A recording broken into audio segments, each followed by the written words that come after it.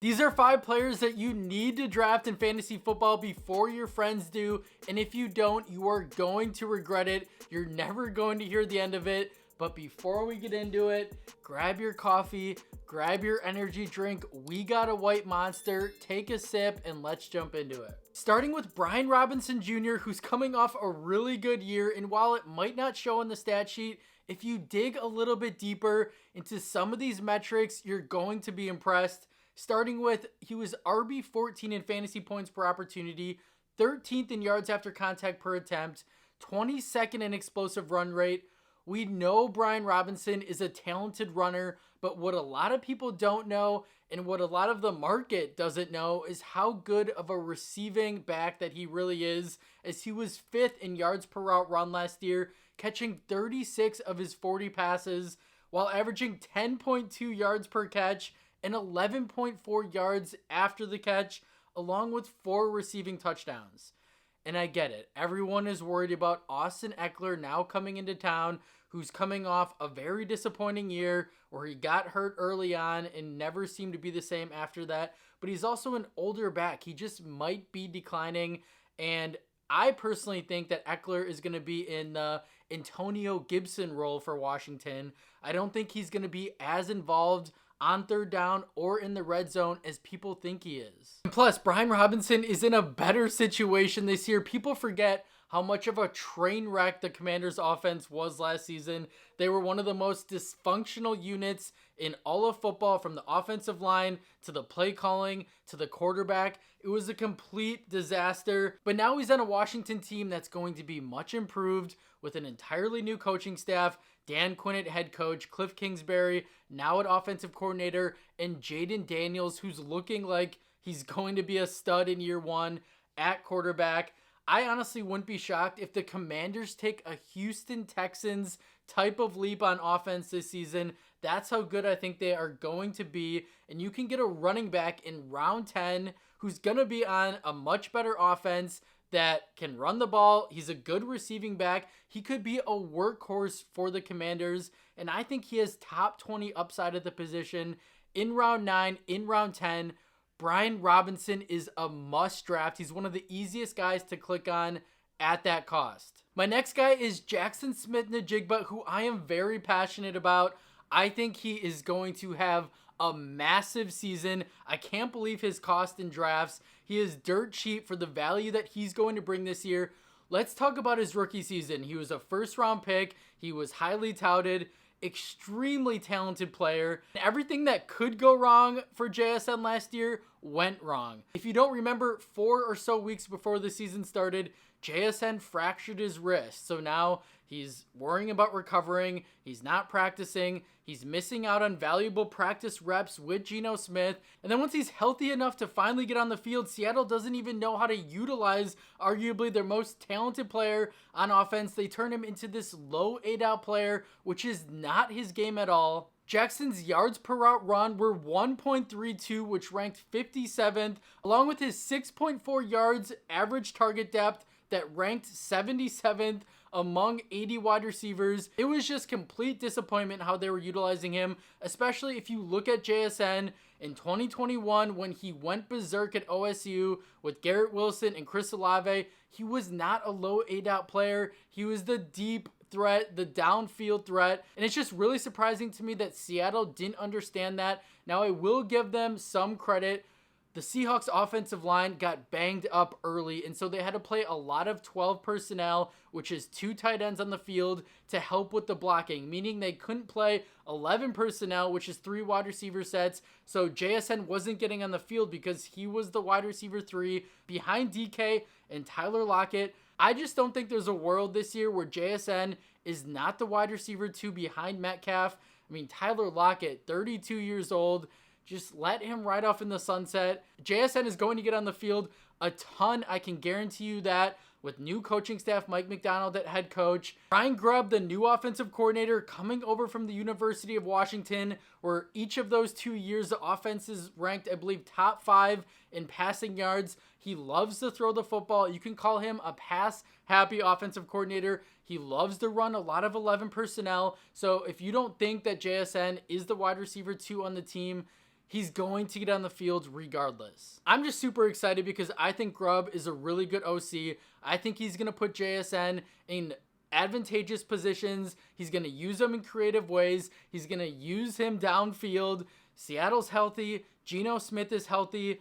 I think this offense is going to be very good this year, and JSN is going to be a massive part of it. He's a guy that I want to leave every single one of my drafts with him on my team, especially because he's so dirt cheap for the value that he's going to return round 9, round 10. This is such an easy pick at this spot, and I think JSN has wide receiver 2 top 15 upside this year. All right, to my next guy, who a lot of people at this point probably hate, but it's Kyle Pitts. He's burned people how many years in a row now, and this is finally the season where everyone's like, I'm done. I can't do it anymore. I don't want to see this same movie. I'm not drafting Pitts, and I have bad news for those people because Kyle is going to have a career year similar to Drake London. He has been cursed with terrible coaches in Arthur Smith, horrible quarterback play in Mariota, Ritter, Taylor Heineke, and then he's had some unfortunate injuries. There's no question of Pitts' talent, of his skill set. He's pretty much just a big wide receiver playing tight end. He's an absolute cheat code, and this is finally the year he's going to go off with Raheem Morris at head coach, Zach Robinson at offensive coordinator, and most importantly, Kirk Cousins at quarterback. If you're someone that's like, oh, Kirk is coming off an Achilles, he's older, we don't know what he's going to look like. Well, if he goes down due to injury, they have Michael Penix Jr., who is looking like an absolute stud. So I'm not worried about the quarterback position like I have in years past, and I'm not worried about the coaching staff. And we know how talented Pitts still is. What is he, 23 years old?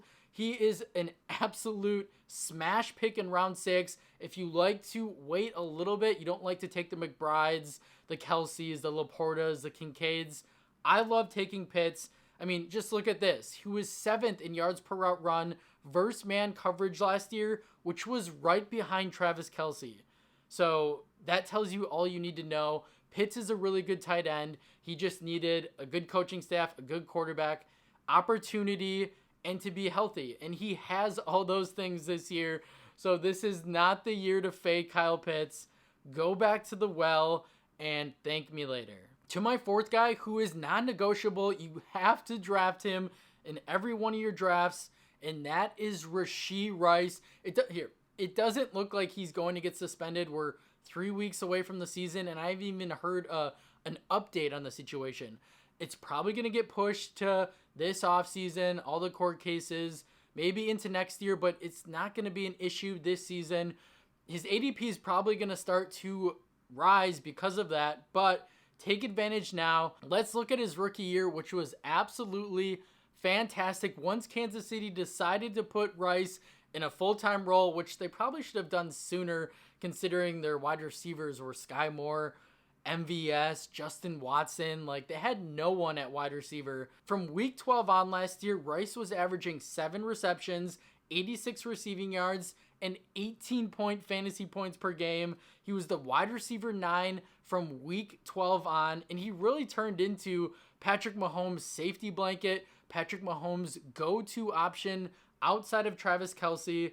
And just watching their last preseason game, it was like every single play it seemed Mahomes was targeting Rice. Yes, it's preseason. Yes, Hollywood was injured. Yes, Kelce wasn't really out there a ton. I get it. It's only preseason. They did add Hollywood Brown, which I just mentioned, and Xavier Worthy onto this roster. So this wide receiver core is going to be better. So yes, you could argue that maybe they don't use Rice as often because they have other options. The way I look at it is Rashee Rice is like an Amon-Ra St. Brown light. They're going to use Rice in those gadgety plays, the short intermediate routes, and then they're going to use Worthy and Hollywood Brown deep down the field. I think Rice is going to be the possession guy. He's going to have a nice floor, a high ceiling on an electric Andy Reid-led Kansas City offense attached to the best quarterback on the planet. Like, you want to get a piece of this Kansas City offense that could very well be the best offense in the league this year, and Rice is one of the cheaper options to do that. Rice was also 6th in targets inside the 10-yard line last year, So Mahomes looks for him in the red zone. I won't be surprised if Rice scores double-digit touchdowns. I could see 100+ receptions, well over 1,000 yards. I think Rice is going to blow up this year. And this is a guy that you bet on in round 7 because he's in the perfect situation. Don't avoid drafting guys because of potential target competition. Like, Hollywood Brown is always injured. He's a very overrated receiver. Xavier Worthy is going to be fun, but he's only a rookie. And Travis Kelce is going to be 35. Like, if Kelce takes a step back this year and Hollywood Brown is just always hurt and Xavier Worthy stretching the field, they're going to use Rice a ton in the intermediate game. He's going to be a PPR monster. He's going to be a red zone threat. Like, the ceiling, the upside for Rice, he could be a top 12 wide receiver this year. These are the guys that you bet on at cost in round 7, in round 8. Please draft Rashee Rice as much as you can this season. I cannot wait to watch him. I think he's going to break fantasy this year. All right, to my last player, I wanted to give you guys a quarterback. Let's talk about Jayden Daniels. Yes, another Commander. Maybe it sounds crazy to some people to be recommending 2 players on Washington's offense, but that's how in I am on this team. Well, most specifically, the offense this year. And Jayden Daniels is an extremely impressive quarterback. Everything coming out of camp, everything I've seen in preseason, this dude is built different. He's giving me CJ Stroud vibes. He just looks so cool, calm, collected out there. It doesn't feel like the moment is too big for him. He doesn't look like a rookie.